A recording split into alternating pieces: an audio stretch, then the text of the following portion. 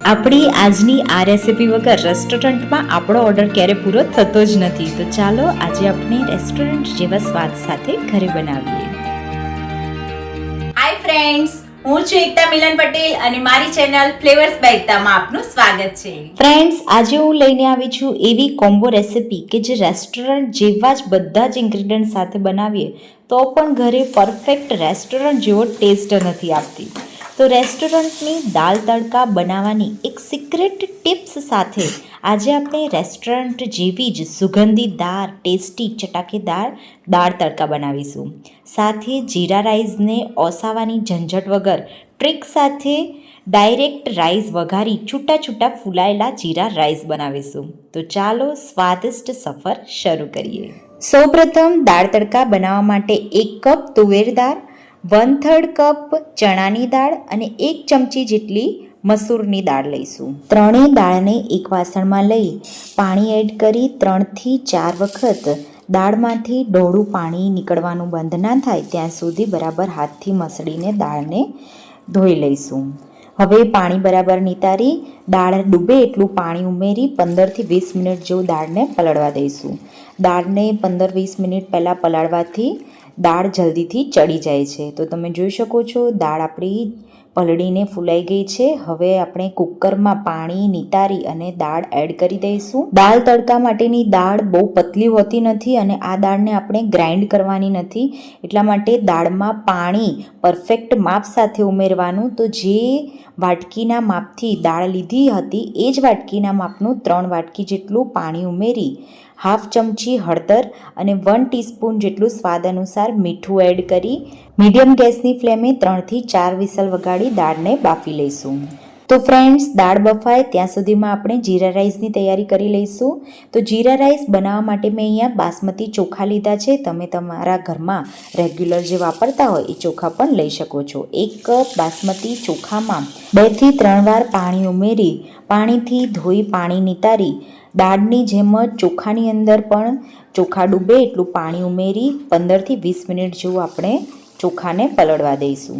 તો હવે ભાતને ઓસાવાની ઝંઝટ વગર ડાયરેક્ટ જ જીરા રાઈસ બનાવવા માટે એક જાડા તળિયાવાળી કઢાઈની અંદર 1 ટેબલસ્પૂન જેટલું ઘી એડ કરી 1 ટીસ્પૂન જીરું, 2 લવિંગ, 1 તમાલપત્ર એડ કરી જીરું બિલકુલ બળે નહીં એ રીતે સ્લો ગેસની ફ્લેમે ફ્રાય કરી એમાં પાણી નિતારેલા ભાત એડ કરી દઈશું. ભાતને આપણે પાણી નિતારીને એડ કરવાના છે. સ્લાઇડ ભાતને હલાવી સ્વાદ અનુસાર 1/2 ટીસ્પૂન જેટલું મીઠું એડ કરી જે કપના માપના ચોખા લીધા હતા એ જ કપના માપનું 4 કપ જેટલું પાણી એડ કરી દઈશું. જીરા રાઈસનો તડકા લગાવતી વખતે ખાસ ધ્યાન રાખવાનું છે કે જીરું કાચું પણ ના રહેવું જોઈએ અને વધારે પડતું બ્રાઉન પણ ના થઈ જવું જોઈએ, બાકી જીરાનો ટેસ્ટ ભાતમાં બિલકુલ સારો નહીં આવે. ઉપરથી કોથમીર સ્પ્રિંકલ કરી ઢાંકણ બંધ કર્યા વગર જ ખુલ્લા હાઈ ટુ મીડિયમ ગેસની ફ્લેમે ભાતને 5 થી 10 મિનિટ જેવું આ રીતે આપણે ખુલ્લા જ ચડવા દઈશું. તો તમે જોઈ શકો છો કે ભાતમાં પાણી એકદમ ઓછું થઈ ગયું છે. પાણીના પરફેક્ટ માપ સાથે ઓસાયા વગર આપણે ડાયરેક્ટ જ એકદમ સરસ ભાત બનાવીશું. હવે રાઈસ 70% જેવું ચડી રહે અને પાણીનું પ્રમાણ આવી રીતે એકદમ ઓછું રહે એટલે આપણે ઉપરથી ઢાંકણ બંધ કરી અને ભાતને મીડિયમ ગેસની ફ્લેમે થવા દેવાનો છે. છેલ્લે ઢાંકણ ઢાંકી 5-1 મિનિટ જેવું ભાતને થવા દેવાની પ્રોસેસ અચૂક ભૂલ્યા વગર કરવી. આનાથી ભાત એકદમ ફૂલાયેલો બનશે. તો ગાઈઝ, તમે જોઈ શકો છો કે આ ટિપ્સ સાથે એકદમ ઓછી મહેનતમાં ભાતનો દાણો બિલકુલ કડક રહ્યા વગર પરફેક્ટ રીતે છૂટો બિલકુલ ચીકણા પણ ભાત રહેશે નહીં એ રીતે ફૂલાઈને પરફેક્ટ રેસ્ટોરન્ટ કરતાં પણ વધારે સરસ જીરા રાઈસ બનીને તૈયાર થઈ જશે. આપણી દાળ પણ સાઈડમાં બફાઈને તૈયાર થઈ ગઈ છે. તો તમે જોઈ શકો છો કે દાળનો એકદમ આખો રહ્યો છે. બિલકુલ દાળ નીચે દાજી પણ નથી, ઓવર પાણી પણ પડ્યું નથી. હવે એકવાર ચમચાની મદદથી આ રીતે દાળને હલાવી લઈશું. ખાસ ધ્યાન રાખવું, અહીંયા આપણે દાળને ગ્રાઇન્ડ કરવાની નથી. હવે રેસ્ટોરન્ટ જેવા ટેસ્ટવાળી દાળ બનાવવા માટે સેમ રેસ્ટોરન્ટમાં જે રીતે દાળ તડકાનો તડકો અપાય છે એ માટે લોખંડની છીછરા તળિયાવાળું પેન લઈશું. મારી પાસે અહીંયા લોખંડનું પેન નથી એટલા માટે મેં છીછરા તળિયાવાળી કઢાઈ લીધી છે.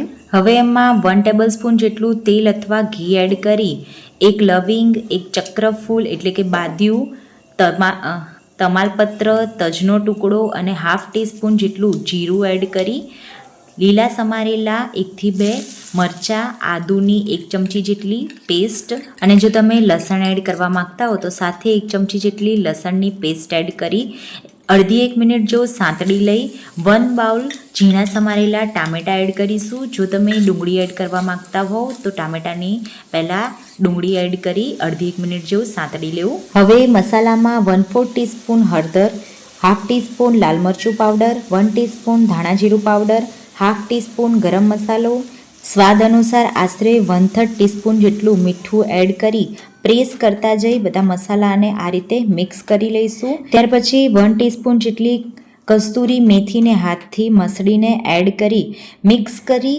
મસાલા બધા બળી ના જાય એ માટે હાથથી થોડા પાણીનો છંટકાવ કરીશું. આ રીતે 1 ટેબલસ્પૂન જેટલું પાણી એડ કરી હાઈ ગેસની ફ્લેમે પેનને ત્રાસું કરી ફ્લેમ પેનની અંદર આવે એ રીતે આપણે મસાલાને ફ્લેમની અંદર પાણી છાંટતા જઈ અને આ રીતે ફ્રાય કરીશું. જેમ જેમ જરૂર પડે એમ વધારે પાણી ઉમેરતા જઈ ગેસની ફ્લેમ અંદર આવે એ રીતે આપણે મસાલાને 1 થી 2 મિનિટ જો આ રીતે ફ્રાય કરવાનો છે. રેસ્ટોરન્ટમાં દાળ તડકાનો તડકો સેમ આ જ પ્રોસેસ સાથે આપવામાં આવે છે. લોખંડમાં બહુ જ જલ્દીથી વસ્તુ ગરમ થઈ ધુમાડા સાથે ફ્રાય થાય છે, એટલા માટે આપણા તડકાની અંદર સ્મોકી ફ્લેવર આવે એટલા માટે લોખંડના વાસણમાં આપણે બને ત્યાં સુધી તડકો આપવો. જો તમારી પાસે ના હોય તો તમે કોઈ પણ વાસણની અંદર તડકો આપી શકો છો. તો અહીંયા આપણો તડકો રેડી થઈ ગયો છે. હવે દાળ ઉમેરી અને દાળમાં આપણે તડકો મિક્સ કરી દઈશું. દાળમાં ખટાશ માટે હાફ ટીસ્પૂન જેટલો આમચૂર પાવડર અથવા તો લીંબુનો રસ એડ કરી શકો છો. 1 બાઉલ જેટલું હું પાણી ઉમેર્યું છું. તમારી દાળની કન્સિસ્ટન્સી જે પ્રમાણે જાડી કે પતલી હોય અને તમને જે રીતની દાળ પસંદ હોય એ પ્રમાણે પાણી ઉમેરી 1 થી 2 મિનિટ જેવું દાળને મીડિયમ ટુ સ્લો ગેસની ફ્લેમે આપણે ઉકળવા દઈશું. તો દાળની કન્સિસ્ટન્સી આ રીતની મીડિયમ થીક રહે એટલે ગેસની ફ્લેમ બંધ કરી ઉપરથી કોથમીર સમારેલી સ્પ્રિંકલ કરી લઈશું. હું ઉપરથી દાળનો ફરી એકવાર તડકો આપી રહી છું. આ તડકો આપવો ટોટલી ઓપ્શનલ છે.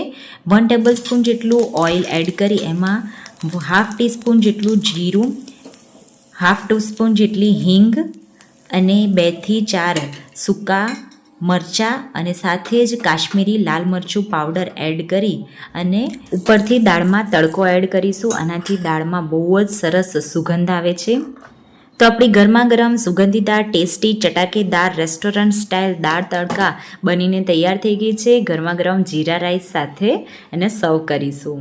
દાળ તડકાની દાળ ઉકાળતી વખતે વધારે ગાઢી ના થઈ જાય એનું ખાસ ધ્યાન રાખવું. દાળ સીધશે ત્યાર પછી દાળ થોડી વધારે ગાઢી થઈ જ જશે.